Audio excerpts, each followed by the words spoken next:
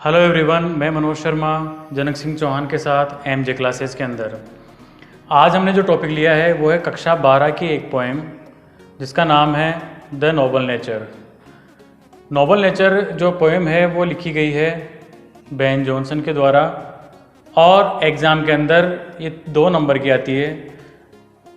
4-5 poem है, उनमें से एक पोएम आई, 2 पोएम्स आती है। 2 पोएम्स में से हमें एक करना होता है। 2 नंबर के आता है छंद और 2 में 2 ही क्वेश्चंस आते हैं। इसमें एक्सप्लेनेशन नहीं करनी होती है और दोनों क्वेश्चंस का आंसर्स हमें उसी छंद में से देख के करने होते हैं। अब ये आंसर या तो आसानी से मिल जाए और नहीं मिलते हैं तो हमें हिंदी के अंदर हम सोच लेते हैं उत्तर और उसको अंग्रेजी में ट्रांसलेशन करते हैं। अंग्रेजी में ट्रांसलेशन करने का तरीका मैंने पहले बता रखा है, आप उस तरीके से इसको कर सकते हैं।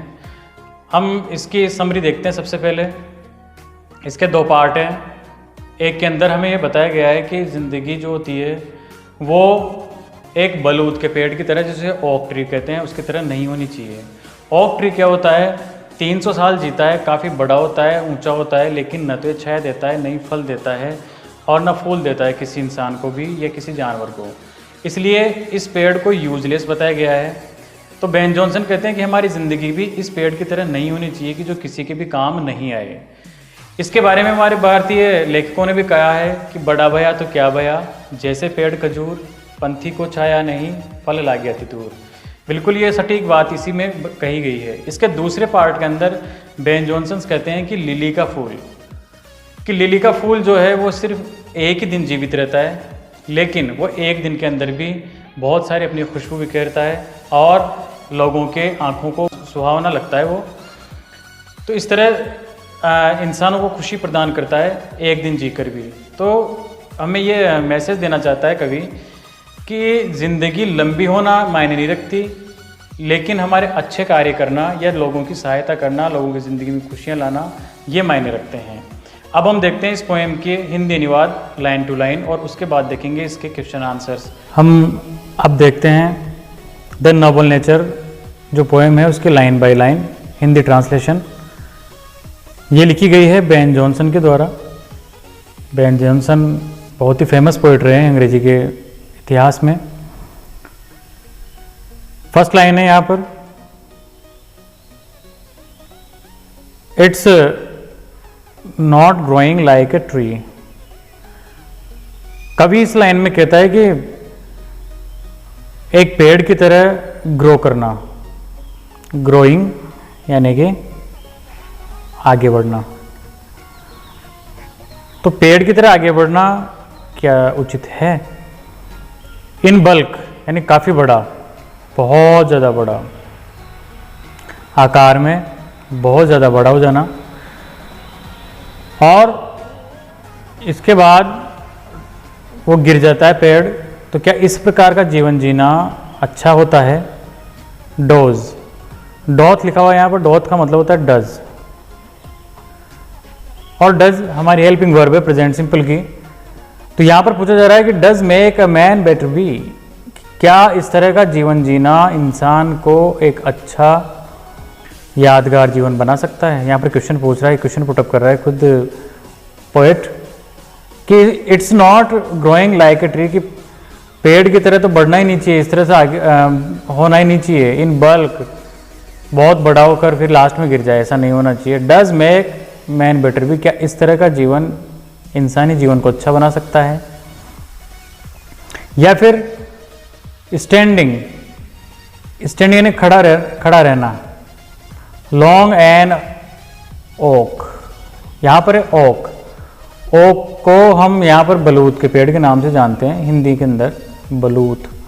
ये एक पेड़ होता है अपने बबूल के जैसे, जिसमें पत्तियाँ नहीं होती, छाया नहीं देता, ये फूल नहीं देता और फल भी नहीं देता। तो यानी कि इस पेड़ का जो जीवन है वो व्यर्थ में जाता है। और ये पेड़ 300 ईयर्स यानी कि 300 साल जीवित रहता है और उसके बाद ख़त्म हो जाता है। ये पेड़ गिरता कैसे? To fall a log at last, और लास्ट के अंदर ही एक लोग बोलते हैं लट्ठे को, जिसमें लकड़ी का एक लट्ठा जो जलाने के काम आ सकता है और कोई भी काम नहीं आता। तो उसकी तरह एट लास्ट अंत में गिर जाता है। ये जो लट्ठा होता है वो ड्राई यानी सूख कर गिरता है, बाल्ड यानी गंजा, गंजे का मतलब जिसके पत्तियाँ फूल सब खत्म हो जाएं, एंड सीयर और जिसके अंदर किसी प्रकार का कोई जीवन जीवित नहीं रहे। इस प्रकार सेपलेस बोलते हैं, सेपलेस इसका मतलब इसमें कोई पेड़ पत्तियाँ सब कुछ खत्म हो जाती है। इस प्रकार का जीवन इस पेड़ का होता है, यानी कि ये पेड़ किसी भी इंसान के कोई काम नहीं आता सिवाय जलाने के। तो बेन जॉनसन कहते हैं कि इस प्रकार का क्या जीवन इंसानी जीवन के लिए अच्छा हो सकता है, ऐसा जीना चाहिए कि जीवन को नहीं। अब वो दूसरे पार्ट में आता है, दूसरे पार्ट में हमें कहता है, समझाता है the lily of a day, कि लिली का जो फूल होता है, लिली का जो पुष्प होता है वो सिर्फ और सिर्फ एक दिन का होता है, यानी एक ही दिन इसका ज़िंदगी होती है। इज़ फेयरर फॉर इन मे, और ये जो है कब खिलता है, मई के अंदर, यहाँ लिखा हुआ है मई, यानी कि इस महीने के अंदर ये खिलता है। आल्दो है ना, हालांकि इसका जो जीवन है वो बहुत कम होता है, यानी एक ही दिन का जीवन होता है। It fall and die that night, कि उसी रात्रि गिर जाता है जिस दिन ये पैदा होता है, यानी सुबह ये खिलता है और शाम को खत्म हो जाता है, शाम की रात्रि होते होते। It was the plant and flower of light, तो इस प्रकार ये जो पेड़ है, ये जो पौधा है, ये किस और ये फूल, ये दोनों ही चीज़ें क्या है, ऑफ लाइट, लाइट यानी कि प्रकाश। तो दोनों ये फूल और ये जो प्लांट है दोनों ही प्रकाश के हैं। इट मीन्स ये इंसानों को खुशियाँ प्रदान करते हैं, इसलिए प्रकाश बोला गया है इसको। In small proportion we just beauties see, तो इस छोटे से जो प्रोपोर्शन है,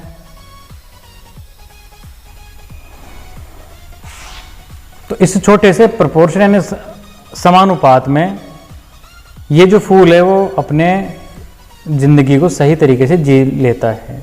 वी जस्ट ब्यूटीज सी, और इसके अंदर हम सिर्फ और सिर्फ सुंदरता ही देखते हैं। And in short measures life में परफेक्ट भी, और इस तरह से एक बहुत ही छोटे जीवन के अंदर भी ये अपने आप को संपूर्णता प्रदान कर देता है। इट मीन्स इंसान जो है उसको अपने आप को सिद्ध करने के लिए लंबे जीवन की आवश्यकता नहीं होती, बल्कि अगर इंसान चाहे तो छोटे जीवन में भी वो अपने आप को साबित कर सकता है। इस प्रकार से ये जो बेन जॉनसन है वो हमें बताते हैं कि ये ओक ट्री और लिली का जो फूल है किस तरह से अपने अपना जीवन जीते हैं। एक जीवन को पूरी तरह से सिद्ध कर देता है और एक तरह से दूसरा जो अपने जीवन को पूर्णतया बर्बाद कर देता है। अब हम देखते हैं इसके क्वेश्चन आंसर्स के एग्जाम में क्वेश्चन आंसर किस तरह आते हैं और हम किस तरह इसका सॉल्यूशन करेंगे।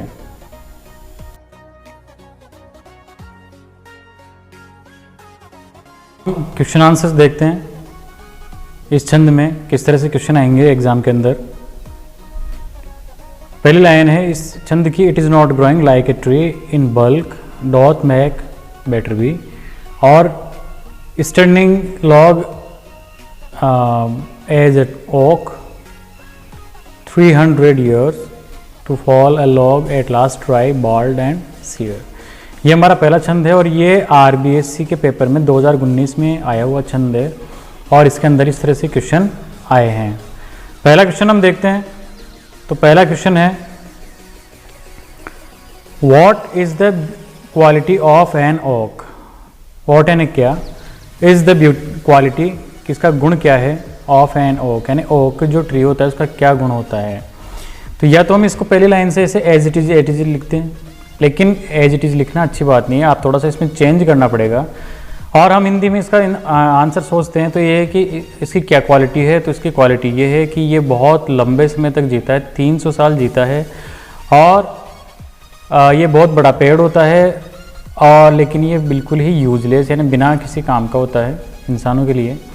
तो हम जब इसका अंग्रेजी ट्रांसलेशन करेंगे तो पहले लाइन होती है हमारी हिंदी में कि ये पेड़ जो है 300 साल जीता है। इस लाइन को अगर हम देखें तो प्रेजेंट सिंपल टेंस का ये वाक्य है और लास्ट में जीता है इट मीन्स ये लास्ट में ताहे ती आ रहा है, एक्शन वर्ब यानी जीने के लास्ट में।